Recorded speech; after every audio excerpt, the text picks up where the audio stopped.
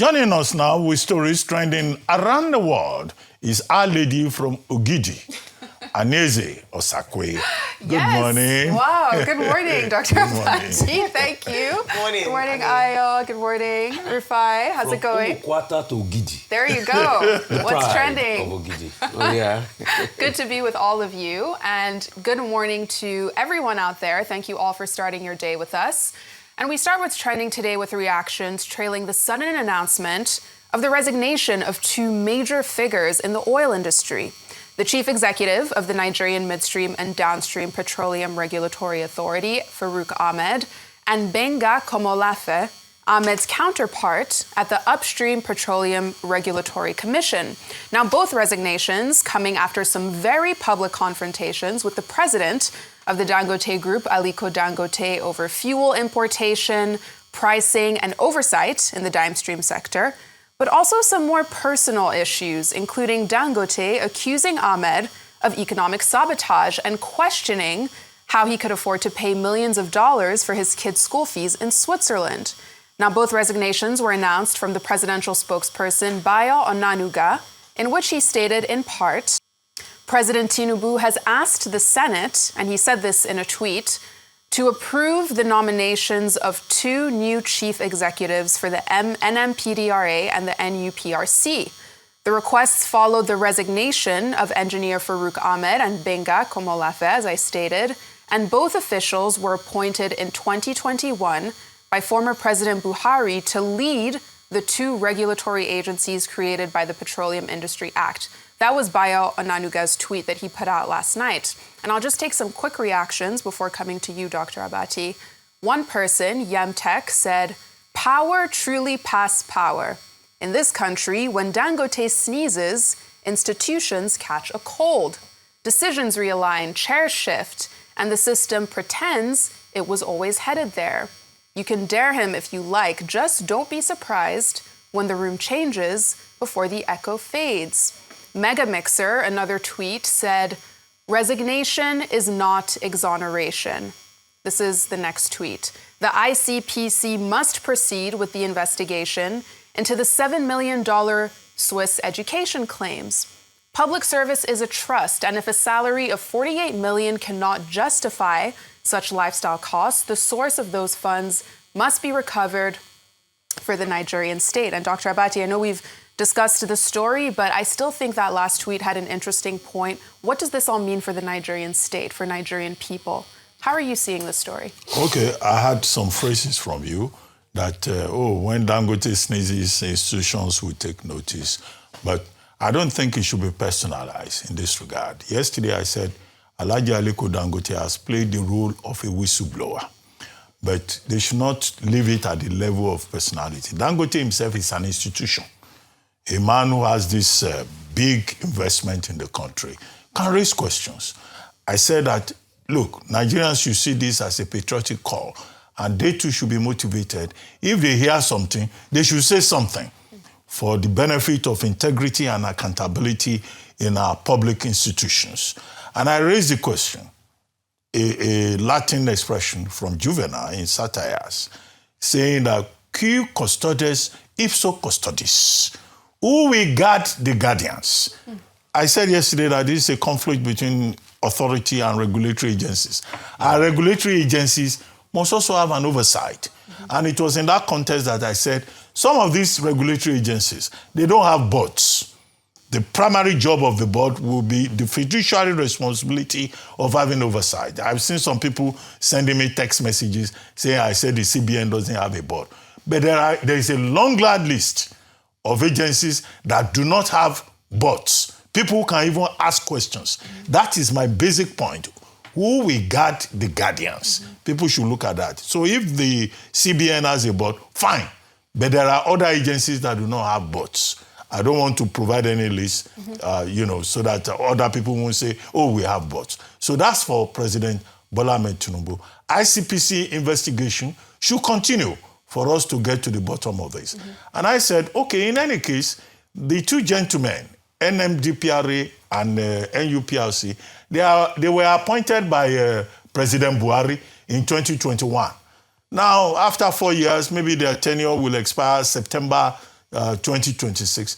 But it is a prerogative of the president to say, I don't like this embarrassment. The controversy with Farouk Ahmed is embarrassing to the government. But that does not mean they should leave the matter. I said, profiling Gbenga Komolafe, that Gbenga Komolafe may just have suffered collateral damage. To balance it, if we are removing a man from Sokoto, let us also remove the man from Igbaroke. But whatever it means, there should be an audit of their performance in office. And the people who are taking over, they are from the same background. You know, PPMC, NMPC. Okay, so the constituency is still served. But what is important is for, you know, whatever has been done, for us to see improvement. It's not just to give people appointments. They have to see that they have a lot to do. And I outlined some of the achievements of Gbenga Komolafe in terms of checking oil theft, in terms of making efforts to increase security, in terms of ensuring increase, in terms of production, in terms of what he calls, I think, smart energy program, the monitoring of output, you know, at the terminals and all of that, upstream. But upstream is different from downstream. Downstream is very controversial. And we hope that the government will take additional steps to make sure that the kind of embarrassment that was brewing with Farouk Ahmed does not happen. Absolutely. And if we stay on this thread or this question that Dr. Abati posed of who will guard the guardians, let's take our next story from the House of Representatives, where the public is reacting in droves to explosive allegations by a lawmaker in the House of Representatives, Abdussamad Dasuki, that the tax reform law that was passed by the National Assembly and set to go into law is not the same as the gazetted version being circulated and made available to the public. Now, Dasuki, he's a representative from Sokoto, raised this as a point of privilege on the floor during Wednesday's plenary, calling on the Speaker of the House, Tajuddin Abbas, to immediately look into it. And he made it very clear, saying that the laws that are being sold to Nigerians by the Ministry of Information are not the laws that they passed. Let's watch. And Mr. Speaker, I took my time in the last 3 days to look at the gazetted pass copy, the vote and proceedings of the House of Representatives, and also went an extra mile to look at the vote and proceedings of the Senate of what was harmonized. Mr. Speaker, honorable colleagues, what I passed on this floor is not what is gazetted. Mr. Speaker, honorable colleagues, I have all the copies, but I'm coming under privilege because I was here, I gave my vote, and it was counted, and I'm seeing something completely different. So on that note, on this privilege, I will call on Mr. Speaker to graciously look at what was harmonized, what is in the gazetted copy, what was passed in the House and the Senate. You will find out what is before Nigerians, which is being sold to Nigerians at the Ministry of Information, which I personally went to buy the gazetted copies, are not what was passed. Now, we all heard it there. Abbas acknowledged and said that action would be taken. But these are very serious allegations. Dasuki stated that this could mean a breach of the legislative process as well as the Constitution. I'll take two very quick reactions before coming to you, Ayo. The first tweet from Galaxy said that observation doesn't prove it real. Let him point out what doesn't tally or is at all the tax law. The tax law goes through 3 readings before it was passed. Let's hear the response before we can conclude. And then Daniel, another tweet, said, assuming it's true, who will be held accountable? Will there be consequences? And I'll let you answer that question. I mean, do you think... I can't answer that question. Will there be consequences if this is true? And I'm so glad that you tied... you were able to tie Dr. Abati's last question around what's happening with the regulatory authority, the investigations, and bodies like that that do not have oversight. The responsibility of the National Assembly, Senate, House of Representatives, is the legislature is the third arm of government in Nigeria, and they're supposed to provide oversight, checks and balances for the executive in this matter. And so if the Honourable Dasuki has raised a point that what they had debated or what they had signed off or passed, and then in the joint House of Assembly, that's the Senate and the House of Representatives, then that's a big, big question mark, and that we need to look into it. A lot of questions and conversations have come up with around the provisions of the tax law, which is meant to come into effect in January of next year, January 2026.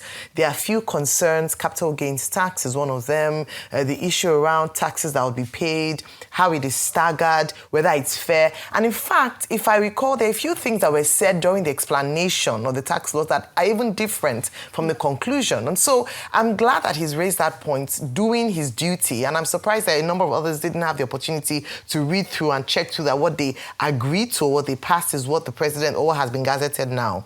In the event that there seems to be some discrepancies, and it's developing story. So we're definitely going to look into that and see what was and what is now and what it ought to be.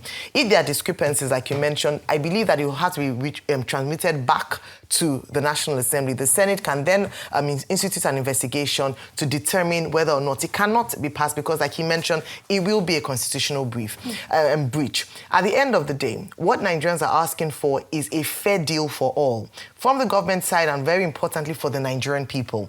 And these people, that's our representatives, did their due diligence, hopefully, in ensuring that we had a lot of debates back and forth. And that's why when the user was saying that 3 readings, it was a very robust debate because it would have major impact on the Nigerian individual, on businesses, on investors. And so these conversations we had, it cannot, one person or one institution cannot unilaterally change that kind of conversation or debate based even on public hearings and change that. So it's serious allegations, and he found, once investigated, found true, we need to revisit that conversation. Absolutely. No, small caveat. Sure. You know that these tax laws, before they were passed, they were very controversial. Yeah. The first effort led to state governors in parts of the country refusing.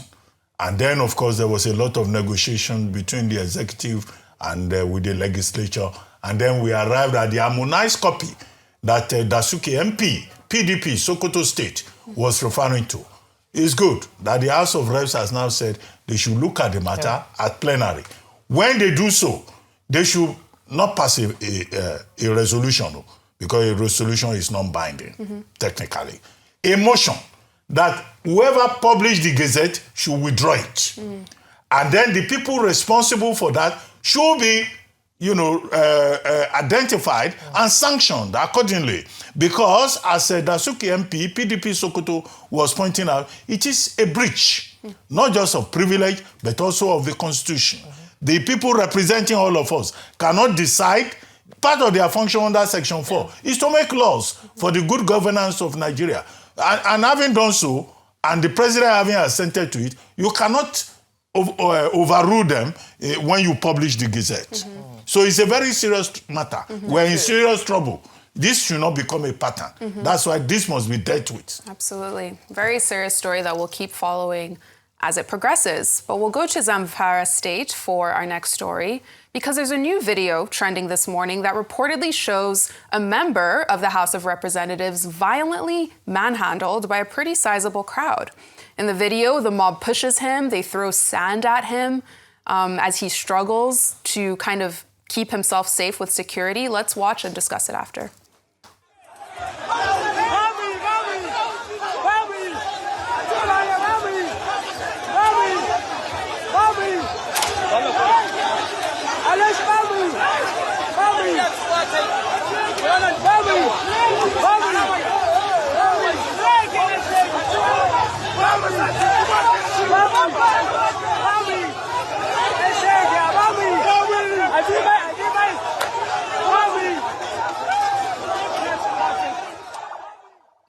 So details about this incident are still emerging. Some online say that this is a representative from Maru South in Dansadau, but that hasn't yet been confirmed. And we also haven't yet seen an official statement from the police or House of Reps just yet, but we'll look out for it.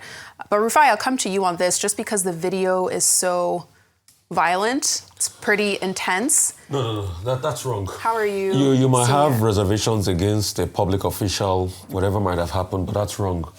Not being rowdy, not being violent. That's misconduct. That's not right. That's not the way to go. Because I see some people saying, yes, it's a reflection of how bad public officials have been, then you should harass them and beat them publicly. No. I want to come back to the tax issue, Dr. Abbott. In fact, there are even matters on ground that we should look at. And as regards this tax issue, there are some things that have cropped up. And like they say, the law is a living document. Maybe these are some of the debates we'll have to now go through when the law starts. I'm happy that the lawmaker has raised it. Let us investigate more to be able to prove it and get to the end of those allegations. But secondly is the VAT issue. In fact, I wanted to bring that issue up when we had somebody from Oyo State talking about states and all of that. Lottery. Dr. Bati, if you remember, there was a case filed by Wike when he was governor of Rivers State in 2021 over VAT, who to collect VAT. Mm-hmm. You know, because it's very easy to say a quote the federal and sin or Wike the federal and sin, so cases are not followed. Because based on that argument, Dino Melaye also said he's going to, in fact, he's put the National Assembly on notice, he's going to file a motion concerning that issue, going back to the argument about VAT again. And I remember the argument the VAT generated when we were talking about, you know, how we are going to share it based on formula and all of that. That was the only part we talked about in the argument based on this tax law. We didn't even talk about the legality of the collection itself, which is a case, because I've tried to research the case. I don't know if the Supreme Court has given a determination on that case, or that case is still pending, or the people removed that case. Because on the basis of that, I'm hearing Dino Melaye saying, anyway, although people are saying, Dino Melaye is not a lawyer, is this the first case he's going to take up and all of that? I mean, these are some of the arguments. So we should look at this tax matter properly again, to be able to get clarity in most areas. And there's been a lot of fake news. There's time when daily have tried to correct some of the fake news and misconceptions and all of that. But we should also look at this matter critically. And if anybody is found wanting or going to change what they did, then we should really come down hard on them. Because, Dr. Abati, with due respect, this is the same country where a judge will read a judgment. When you ask for the citizen, what they read is different from what they write. Well, you have a new tradition of, well, don't worry. Let me leave that. Please, okay, yes. Let's take our next story. What they read, people that are in court, what they hear is different from what they see in cities. No, maybe the people we hear in court, they have hearing problems. Okay. That's called gaslighting. You say you do not hear well. Gaslighting. Yes, even people that recorded what was said in court. the machine may be defective. Okay, maybe it's how many phones. Okay, let's take our next story, and I'm going to come back to you, Rufai. With the Minister of Works, David Umahi, revealing on Wednesday that 4 companies are interested in taking over the funding of the Lagos-Calabar Coastal Highway and could recover their investment by introducing tolling. Now, the minister made these comments during an end-of-the-year speech in Abuja, where he gave a year in review of sorts on the ministry's key developments, achievements, and projects. He explained that this interest from external companies is proof that this is a viable investment, while also describing it as a legacy project. Let's watch. I'll tell you something. When a nation is, in crisis, you have to do everything to bring external funds into the system. And that is the wisdom of what the president is doing, these 4 legacy projects. We are putting just 30%. Then there is international funding of 70%.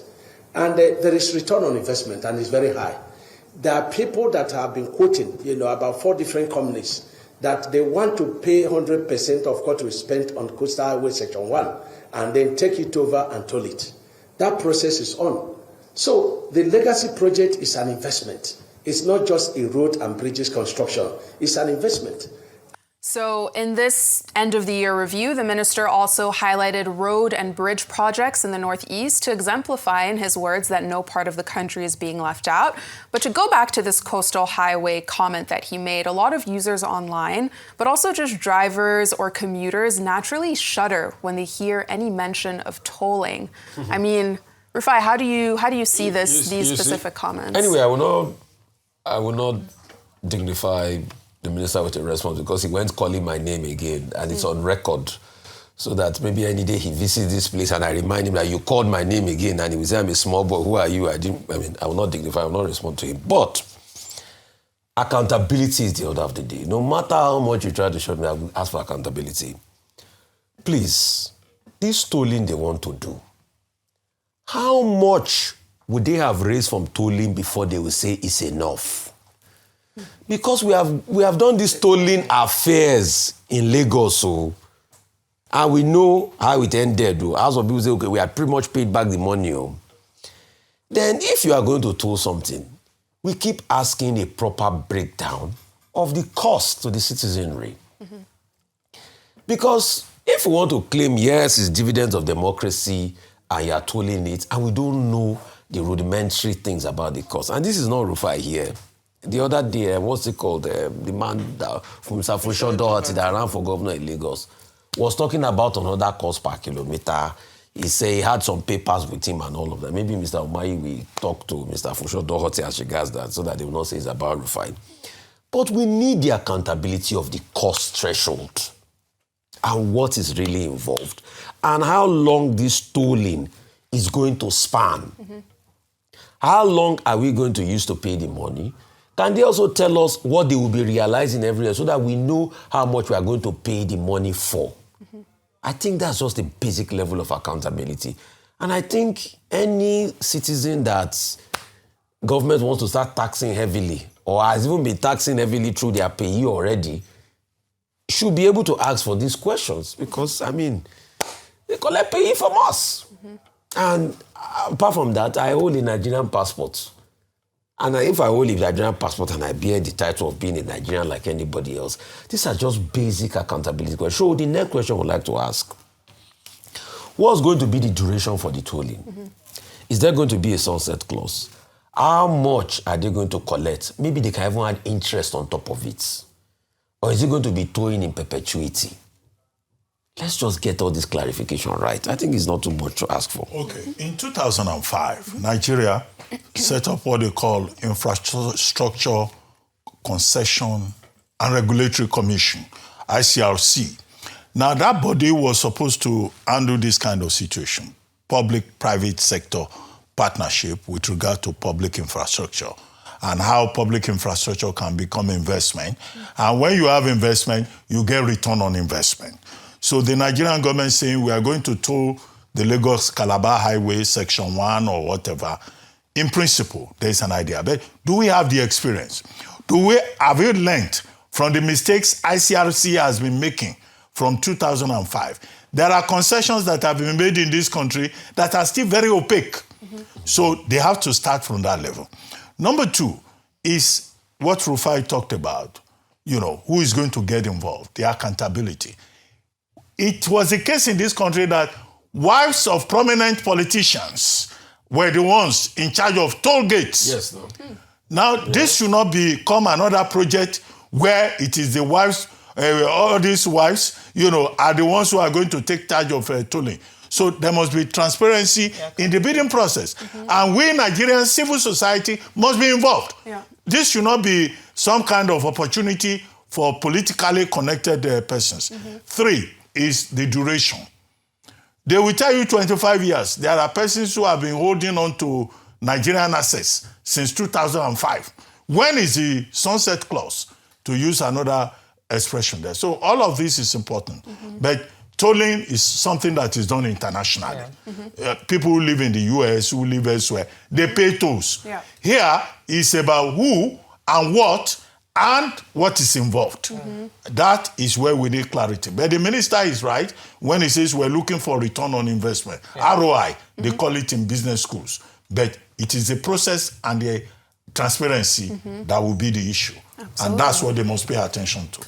Absolutely. And speaking of infrastructure, let's head over to Akwa Ibom State, where come April 2026, Ibom Air will officially kick off international flights beyond Ghana, of course. Now, the announcement came on Wednesday from the Minister of Aviation, Festus Keyamo, who was in the state, and he was there to inspect the Victor Atta International Airport alongside the state governor, Umahi.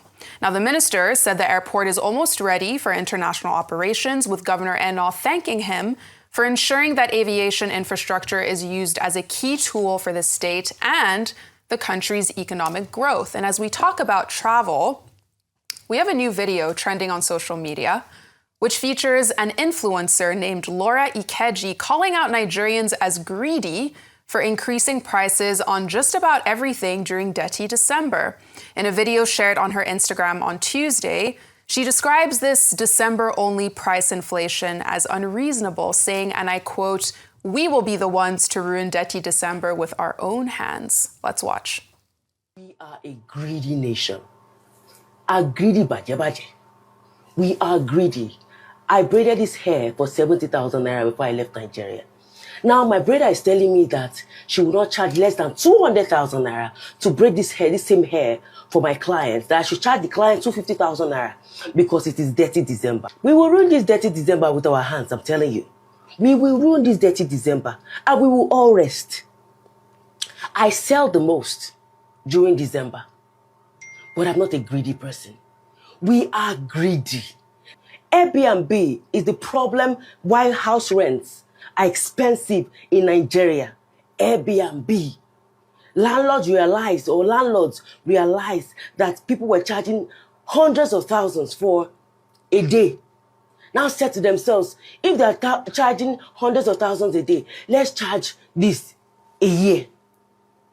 We're a greedy nation.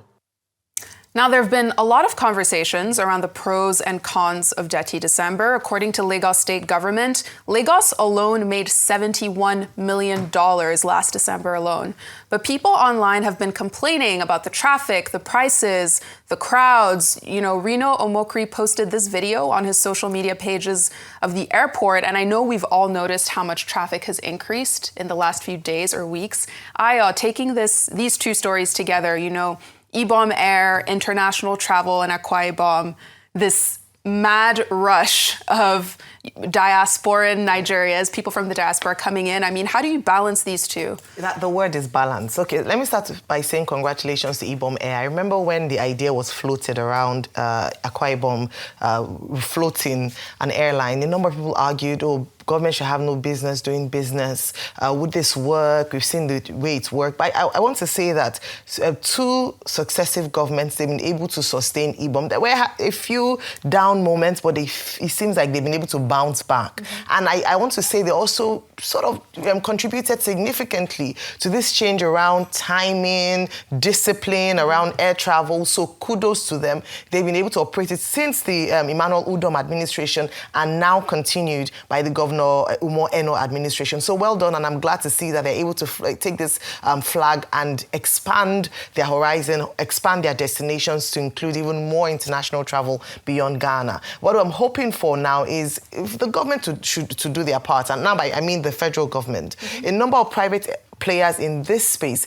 have done a lot, and they come under fire for increasing their fares. But they also talk about the difficulties around multiple charges, difficulties in running businesses, hence having to pass that burden to the consumer. Mm-hmm. So whilst we celebrate and say well done to Ibom Air, it's also to use this as an opportunity to advocate for more support for business owners in this regard. So kudos to all those who are operating in this environment that hadn't been very friendly. But now, hopefully, we begin to see some light at the end of the tunnel. But again, like I mentioned, congratulations to Ibom Air. You have proven that it can be done and it can be done well. And other states are doing, even though some of them have no business and have not done it quite well, but they still want to follow. But very quickly on this, conversation around, greed. Mm-hmm. The truth is that it's a free market. And so, owners can determine their price. However, there are certain other factors that can help to determine price, one of which is competition.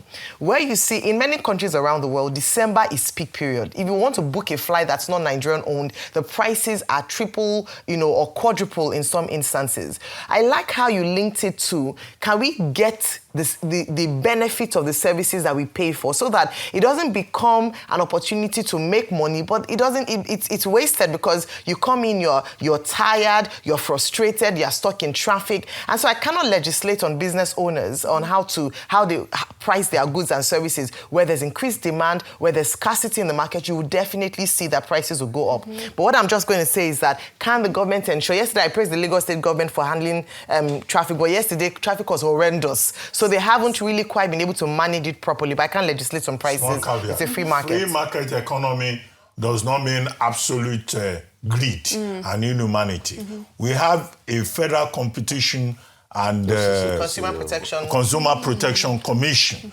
Is it possible for the FCCPC to look into this matter so that people's greed does not run in an inhuman manner? So how can you braid your hair 70,000 one month ago, and now it's 200,000? The FCCPC should be more vigilant and then call people to order, as is the case in other places where they have consumer protection. An example on that was during COVID. Remember how COVID, they were selling, masks and hand sanitizers, and FCCP came in and was able to regulate that. So they intervened, and it was important for Nigeria because they were exploiting Nigerians as a result of COVID-19. Also, let me just say, Dr. Bati, that kudos to the private sector operators.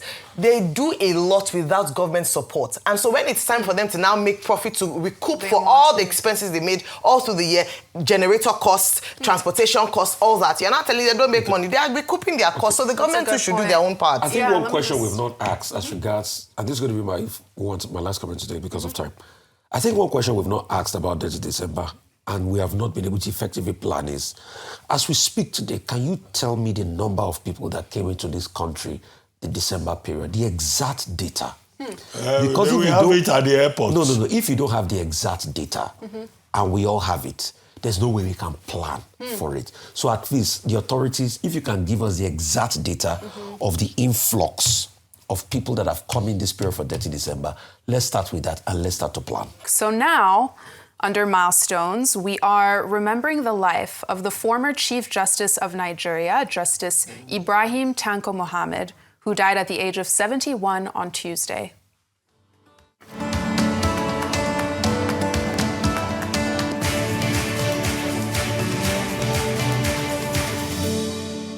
Now, his passing was confirmed by the Nigerian Association of Muslim Law Students, who stated that he died at a hospital in Saudi Arabia. Justice Muhammad was called to the Nigerian bar in 1981 and later joined the Nigerian Court of Appeal for 13 years before joining the Supreme Court in 2006. By 2019, former President Muhammadu Buhari nominated him as the Chief Justice of Nigeria, cementing a lifelong legal career and his dedication to the country, service, and the law.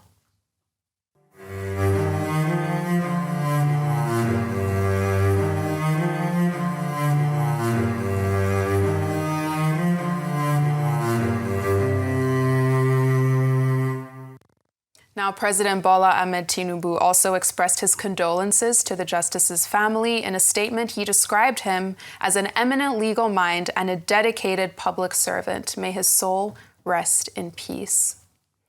Now, let's take our final story under entertainment, with the legendary Naito C giving Lagos an epic show on Tuesday evening. His performance, aptly named Retrospective, was his first major show in years as an artist who was huge in the 2000s and the 2010s. And he even took it up a notch by bringing out Davido for a surprise performance, with Davido then performing his hit, Dami Duro. Let's watch.